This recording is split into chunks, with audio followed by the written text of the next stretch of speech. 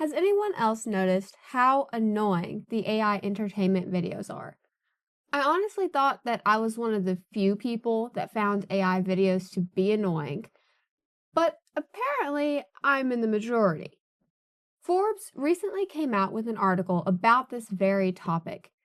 After surveying 6,000 people back in 2025, they found that the majority of Americans knew about AI and many of them used it at some point. However, they write, compared to familiarity with AI overall, awareness of its role in creating content and advertisements drops to 69%. Moreover, once audiences detect AI generated content, discomfort grows. 55% of respondents feel uncomfortable on websites that rely heavily on AI generated articles and stories. The distrust deepens further, with nearly half reporting that they do not trust brands advertising on such sites. And this discomfort has only grown since then. There are Reddit threads, comments, and platforms screaming about how much they despise AI generated entertainment videos. And there are many people that want the option to take AI generated content off of their feed entirely. So the question is why? Why are people so greatly annoyed with these videos when many of the same people still trust AI to educate them? Well, the answer can be found in Hannah Arendt's theory of human activity. Arendt distinguished between three types of human activity, or viva activia: labor, work, and action. She defines labor as anything we do that is a biological necessity, like eating, sleeping, or breathing.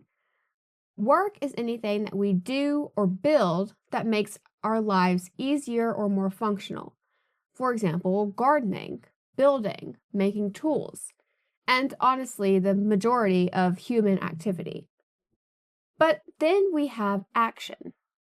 Action is basically everything else we do to occupy our time. We talk, engage in and with art, politics, performance, debate, and so on and so forth. Essentially, everything that we think of as being uniquely human activities. Because there are plenty of animals outside of the human race that use tools, and everything needs some kind of biological function. But interestingly, educational content falls under the work category. Education is simply creating and transmitting durable knowledge to the next generation. And a textbook, lecture, all of that can still do this. AI doing this just feels like another tool or a better encyclopedia. And we can accept and even appreciate it because it is supposed to make our lives easier. But when it comes to action, entertainment is supposed to be about personality and a lived experience. Comedy, reenactment, and visual art is supposed to be uniquely human. And the problem with AI trying to be another form of entertainment is that it has no who to reveal. It's not expressing a perspective born from a lived experience. It's simply generating texts and images that simulate having a perspective. And when AI tries to entertain, it's performing an action without being a subject capable of action. That's why it feels so empty and sometimes even creepy. Even though it was a human behind creating the generated video, we don't feel the sincerity or the depth, and it feels almost manipulative. Kind of like when a boring teacher tries to make a joke about the subject that they are teaching. That doesn't feel genuine, because we know they're simply making the joke to grab our attention, not because the subject is actually entertaining. And we know that AI uses massive amounts of energy and resources. So when those resources are being used to try and imitate the human experience, without the possibility of being able to do so, all that follows is anger, frustration, and irritation.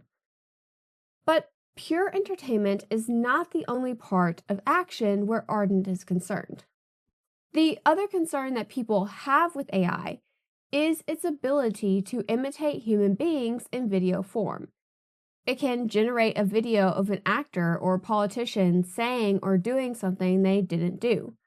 Just take as one example the wedding photos of Zendaya and Tom Holland.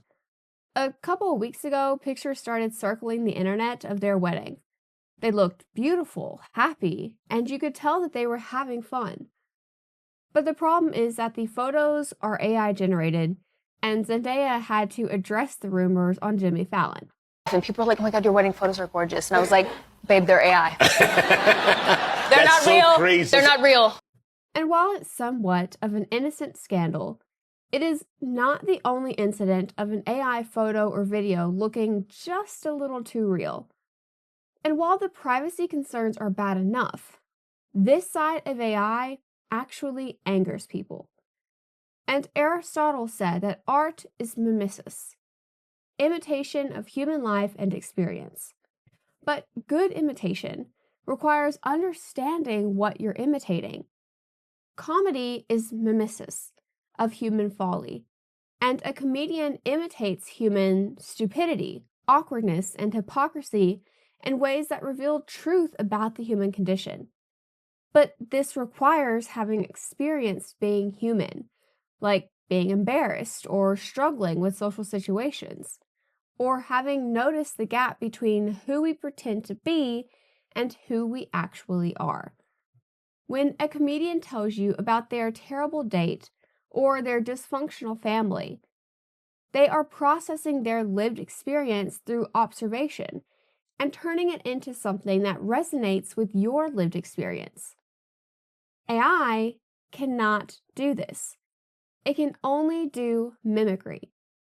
It's imitating the very surface parts of comedy, without understanding the substance of what it's actually like to be a confused, mortal, embodied human being. And this is why AI comedy feels so hollow. It's simply recognizing patterns in what humans have found funny and reproducing those patterns. But it just doesn't hit the same way. When AI creates a wedding photo of Zendaya and Tom Holland, it is not just making art. It's creating false evidence of events that never happened. Aristotle understood that good art imitates reality to reveal something true about human nature. But AI-generated content imitates reality to deceive, not to reveal the truth through imitation. The technical term for this is a deepfake, but philosophically it is something much darker. It is the weaponization of mimesis, turning the human capacity for artistic representation into a tool for manufacturing false realities. This connects to why people find AI entertainment so specifically enraging, rather than just annoying. When AI tries to be funny or creative or emotionally moving, it is attempting to pass as human in the domain of personality and genuine expression. And this triggers a deep sense of violation because it reveals that you're being manipulated. Entertainment creates a relationship between the performer and the audience. They're acknowledging your humanity by assuming that you'll understand theirs. But when AI generates entertainment content, there is no human on the other side of that relationship. You're simply being manipulated by an algorithm optimizing for engagement metrics. You are simply being treated as a means to views and advertising revenue, with no genuine human relationship underlying it. But this explains why educational AI content doesn't trigger the same visceral negative response as the entertainment side. When you use AI to learn about the French Revolution or get help with a math problem, you're not necessarily expecting a relationship. You're just expecting information, which is inherently transactional. A textbook does not need to have experienced the French Revolution to tell you about it accurately. And AI functioning as a more sophisticated version of these tools feels a little more appropriate because we're not being asked to form a parasocial relationship with an algorithm pretending to be human. But entertainment is different. Hannah Arendt wrote about action as a sphere where we reveal who we are and where we step into the public realm as distinct individuals with unique perspectives born from our unique experiences. So, when AI enters that sphere and tries to perform action without being capable of the self revelation that action requires, it pollutes the space where humans become visible to each other as humans. So, no, people are probably not going to warm up to AI entertainment videos.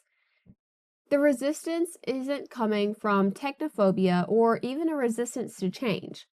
It is simply coming from a deep and accurate recognition that entertainment, creativity, and self expression require the one thing that AI fundamentally lacks: a self that has lived through the human experience and has something genuine to express about it.